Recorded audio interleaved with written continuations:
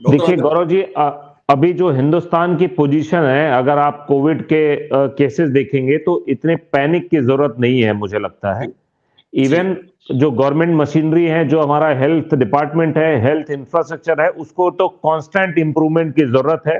जिस तरीके से आपने देखा होगा कि फर्स्ट वेव और सेकंड वेव में हमारी जो ओवरऑल हेल्थ इंफ्रास्ट्रक्चर है, किस तरीके से फेल हो जाती है, उससे हमें सबक लेते हुए हमारे लोग इस बार कोई मुसीबत में ना आए, प्रॉब्लम में ना आए, उसके लिए हमें चौकन्ने रहने की ज़रूरत है और एडवाइज़री कुछ लेके आना चाहिए, कुछ गाइडलाइंस लेके आना चाहिए कि कब कोविड एप्रोप्रिएट बिहेवियर किस तरीके से उसको हमें फॉलो करने के लिए आना चाहिए। मैं आपके माध्यम से बताऊं कि देखिए जिस तरीके से ये मेडिकल मैनेजमेंट की प्रॉब्लम है, हम सारे के सारे लोग जो मेडिकल फील्ड से जुड़े हुए लोग हैं, हम लोग काफी प्रोन हैं इन्फेक्शन के लिए हुँ। और हमारे हर एक का प्रोटोकॉल अलग-अलग होता है। जैसे आपने बताया कि हम मुंह के बहुत पास में रह के काम करते हैं, इसलिए जो कोविड की संभावना काफी ज्यादा बनी रहती है डेंटल डिपार्टमेंट में। उसी को ध्यान में रखते हुए कुछ-कुछ गाइडलाइन होते हैं, जैसे एक हिपा फिल्टर होता है, हमारे वेंटिलेशन को चेक करने के लिए। क्रॉस वेंटिलेशन ऐसा रहना चाहिए कि जिससे कम से कम जो कोविड का कंपोनेंट आए हमारे सांस में। उसके साथ-साथ हमें सारे के सारे पीपीई किट, बहुत सारे और प्रोटोकॉल्स हैं जो हमें क्लिनिक में देखने होते हैं। लेकिन एट लार्ज जब हम पब्लिक एट लार्ज को काउंट करते हैं और सरकार की मशीनरी की बात करते हैं, तो हमें बहुत सारे कोविड के प्रोटोकॉल हैं जो स्टेप वाइज मैकेनिज्म है। आपने हुँ, देखा हुँ, होगा हुँ। कि अगर आपके आसपास के वातावरण में 2, 4, 10 केसेस हैं तो वहां प्रोटोकॉल अलग होगा। कुछ कमेंट्स 100, भी आ 200 रहे हैं।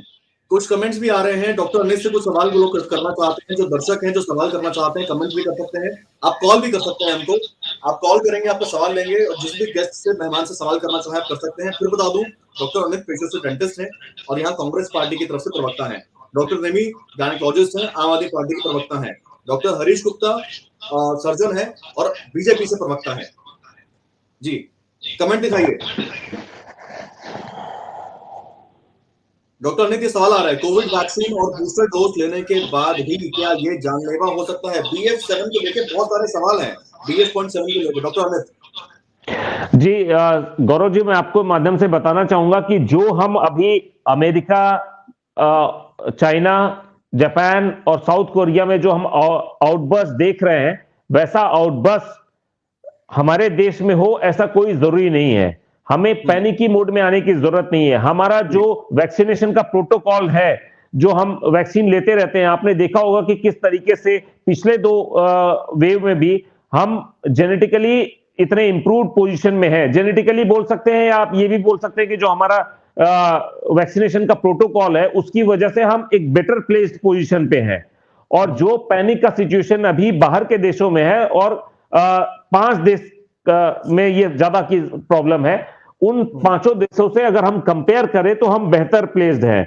जी, उसके साथ-साथ अभी आपने देखा होगा कि कोविड के वैक्सीनेशन की जो रीच है वो भी काफी है और उसके साथ-साथ हमें जिस तरीके से हमारा एक्सपोज़र हुआ है पिछले 2 एपिसोड में जो वेव जी, आई थी, उसपे हमारे जनमानस में हम क्योंकि ट्रेस और ट्रैक करना हमारे सिस्टम के बियॉन्ड हो गया था। हम चाहें या हुँ, ना चाहें, लेकिन सारे के सारे लोगों को जो कोविड एक्सपोज़र हो चुका है ऑलमोस्ट, हाँ, ऐसा बाहर के देशों में नहीं हुआ। जैसे चाइना में अभी प्रॉब्लम क्यों आ रही है? क्योंकि उन्होंने लॉकडाउन, स्ट्रिक्ट लॉकडाउन के जरिए बहुत सारे ऐसे वैक्सीन नहीं हो पॉपुलेशन के पाया, पॉकेट इम्यूनिटी हैं। डेवलप नहीं हो पाई।